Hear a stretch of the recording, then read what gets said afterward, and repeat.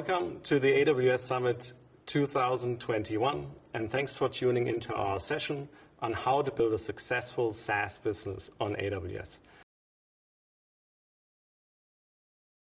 I'm Peter. I'm a manager in the AWS startup team in Singapore, and over my 4 years at AWS, I had the incredible opportunity to speak with and work with a lot of software companies in the region. Together with Aki, founder and COO of Bamboo, we want to share a bit of what we have learned, and we hope it's helpful for you. Let's talk about the why SaaS. I think SaaS has such a big impact on how enterprises are consuming software and has created a few of the most exciting unicorns around the world, and I'm sure you followed a couple of the IPOs. But why is that? First, enterprise software has not innovated as much as their consumer counterparts. Similar to how consumers got frustrated with their shopping experience, their taxi rides, their access to services, enterprises are tired of signing multi-year, multi-million-dollar contracts for software that does subsequently not live up to the expectations. And on top of that, doesn't solve their business problem. Instead, they want free trials, they want to test drive, and they don't want to wait 1 year for the delivery. Second, payments. Instead of upfront payments, SaaS is often tied to outcome and success, which is obviously the preferred way of payment for customers. They want to start small and pay as they go. For startups, on the other hand, SaaS is promising high margins and a predictable revenue stream. David Skok said at the Web Summit, "One car sold in 2020 means no car sold in 2021, at least usually. In SaaS, $1 million of revenue in 2020 means $1.5 million of revenue in 2021.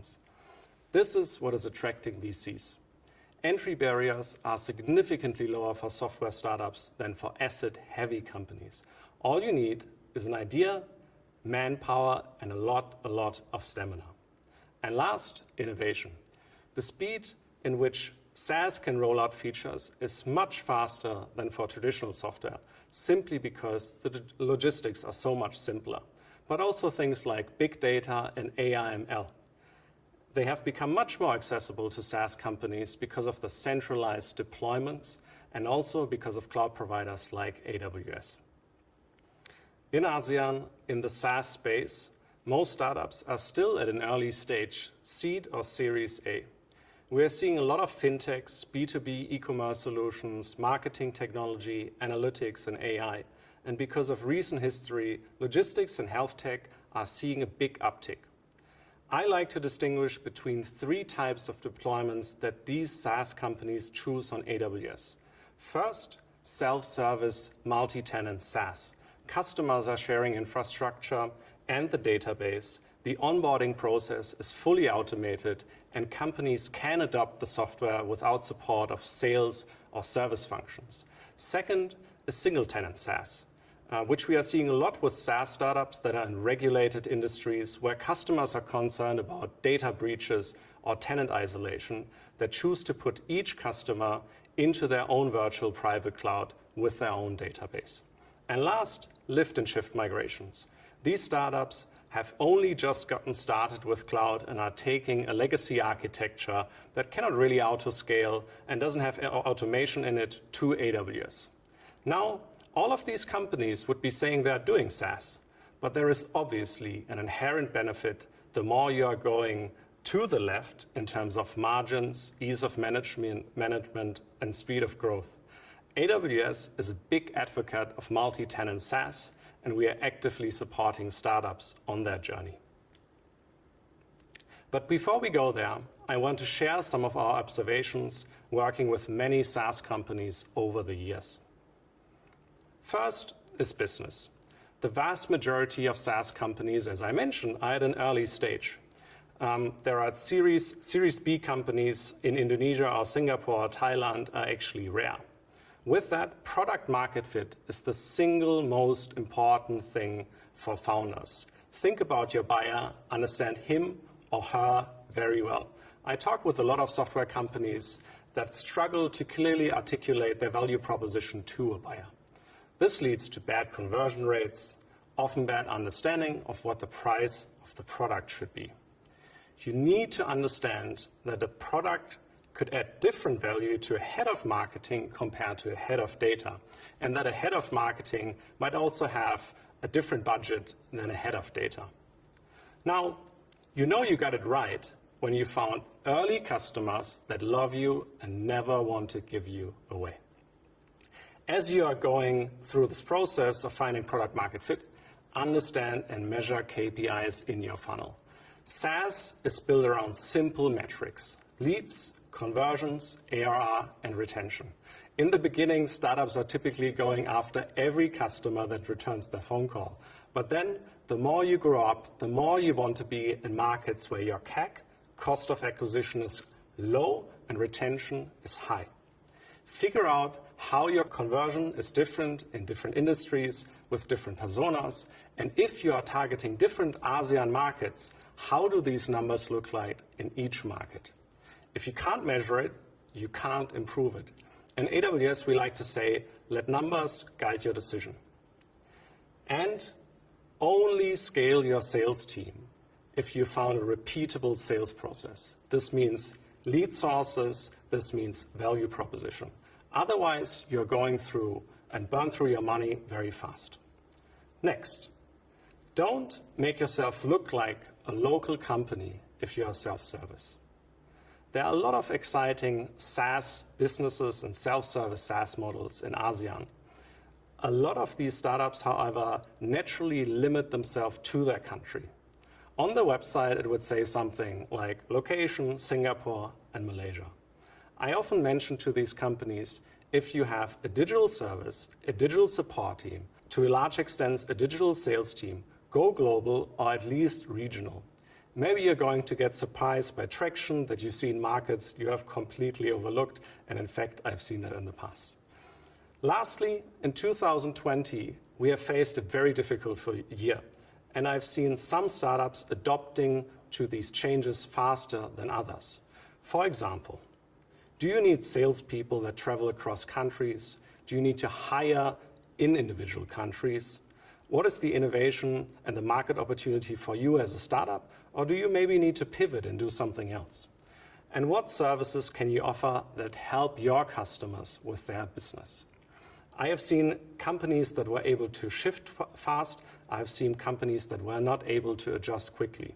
My advice is figure out what is your new norm and make bold decisions. Now, on the tech side, a big part of the presentation, and I spend a lot of my time telling startups to keep their eyes on multi-tenant SaaS, even if your customers are not open to it yet. If you are targeting to have more than 20 customers, deployments and maintenance of SaaS applications in customers' on-prem environments are not sustainable. Updating your software, new releases, troubleshooting, without access, you've probably been there. I believe that multi-tenant SaaS is going to be the norm in the future. And this is where you can achieve the SaaS promise of high margins and fast growth. I'll leave it with that, and I'll let Aki talk about it more during his slides. Second, lean into your cloud provider. Leave the undifferentiated heavy lifting to AWS. Use our managed services and ask us about security, scalability, best practices, and the core components of SaaS. A lot of our solution architects are former CTOs. They have been there, done that, and they're happy to support you. Third, if you are early stage, focus on value for your customers. I've seen a lot of startups that fall in love with specific technologies, spend a lot of their time adopting these technologies without understanding the implications for their business or their customer. Technology follows business priorities, not the other way around. And last, those that are building multi-tenant SaaS, get yourself a good database guy, especially if you're using relational databases. We have seen a lot of Series A companies on oversized databases because queries were not optimized. The developer that built the original schema has left, and nobody's really a database expert because they're very tough to get. Especially if you're write-heavy, consider non-relational databases or other purpose-built databases.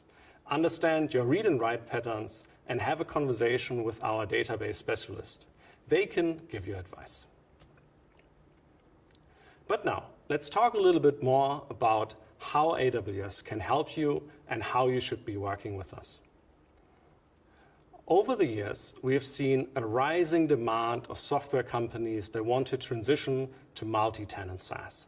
A lot of them are on-prem legacy companies, but more and more we are realizing that also startups are transitioning to multi-tenant SaaS solutions and are looking for technical guidance and support, but also on business topics, they are looking for our help. So we have developed a program called Saas Factory, which gives you direct access to technical and business content, best practices, and architectures that can guide you and your team. This program is free to participating companies, and you can join at all stages. Join our APN program. We are happy to sign you up if you are willing to build a SaaS business on AWS, even if you're already doing multi-tenant SaaS. So what is covered? In our Saas Factory, we will cover things like product strategy, go-to-market, packaging, and pricing. We have specific well-architected reviews for SaaS, and we build a framework to get you onto the path.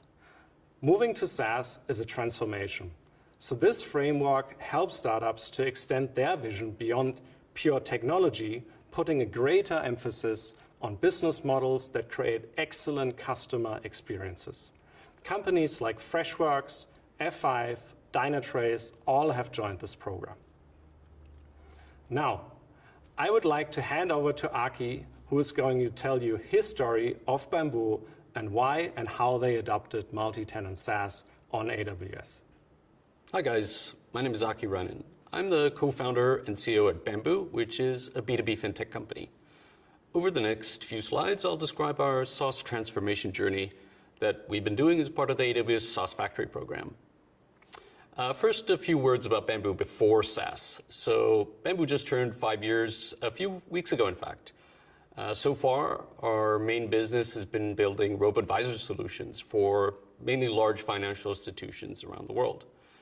The way that we've been doing that is building front ends and integrations around a shared set of APIs.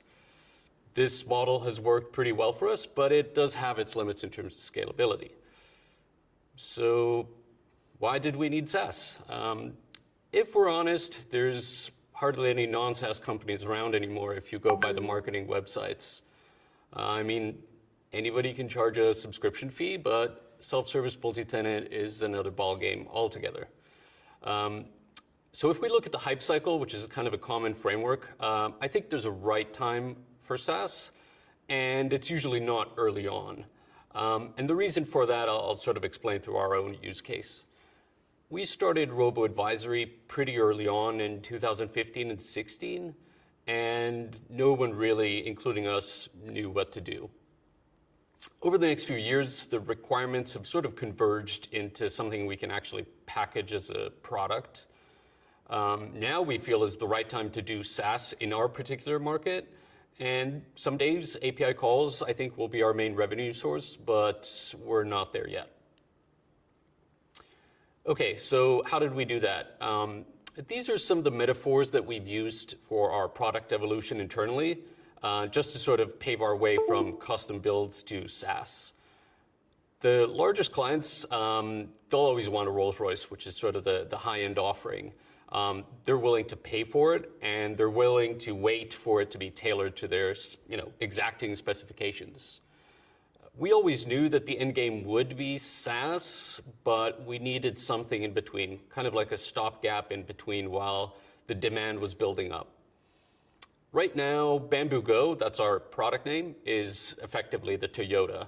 And so is Tango, which we've just released with Franklin Templeton and Apex in the US market. The key thing for us was to be able to fix the back end, which is very hard to do when the regulations for each country are different. So how did we do SaaS? Well, given that we were in the enviable position of having raised a bunch of money after Series B, we took an unusually long-term view on SaaS, at least for a startup. We were either going to take our time and do it right or not do it at all. So what we did is we set aside a dedicated team, which is also not something you typically do in startups. The main thing that we really wanted to focus on was scalability through multi-tenancy. So what could go wrong, right? Well, we expected it was going to be hard for moving from single-tenant microservices to multi-tenancy, and I'll be honest, it was hard. It took us many attempts and probably around 6 months just to get a working proof of concept. Given we still had, limited time and money, we thought we had to make some compromises, and at the end of the day, we chose to compromise on flexibility and maintainability, which probably are going to bite us someday later.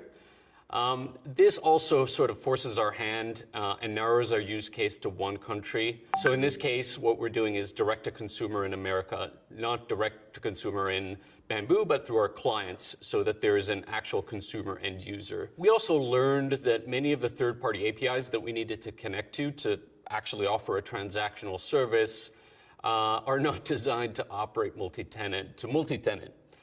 They're expecting single clients to integrate with their APIs. Plus, in finance, when you're onboarding through these APIs and you're putting new clients on, the onboarding time could be weeks instead of minutes, which people are used to in sort of the SaaS and API world. One of the biggest takeaways from me in terms of our experience so far, especially from the Saas Factory experience, is that I think we've been focused too much on technology. At the end of the day, I don't think SaaS is just about the technical ability for multi-tenancy. While that's hard, at the end of the day, you're trying to operate a successful subscription business. I'm not one to give praise lightly, but I would say the Saas Factory team has been a huge surprise to me. We expected, top-level architects, as you would think from AWS, but I think what's been special to me is that they really have A-grade people that have run successful SaaS platforms, and these people can help you guide your overall product strategy. So if you're eligible, I think you should talk to them honestly. Even if you haven't planned to do SaaS yet, I think it's something that any startup who goes far will end up doing at some point. So do yourself a favor. Thank you. There are two more things that I want to highlight. First, join our Global Startup Partner Program. This program is designed to not only help you build your SaaS product on AWS, but it's your gateway into building a go-to-market strategy with us. I'm personally very excited to help ASEAN-based companies to expand their business around the world and leverage the presence of AWS around the globe. Now, the startup program is designed to give you access to things like lead sharing, leads coming from you to AWS or the other way around. It is aligned behind our core competencies that we are going to market with, like financial service, healthcare, or government, or use cases like AI/ML. Now, here are a couple of startups that I want to highlight that joined this program. We have Synopsys, Hashstacks, Parcel Perform, and vSense. A quote that I really like comes from the Chief Commercial Officer of vSense, Brandon. In 2020, we brought our relationship with AWS to a new level, establishing a close relationship between vSense sales team from around the world and their peers from AWS.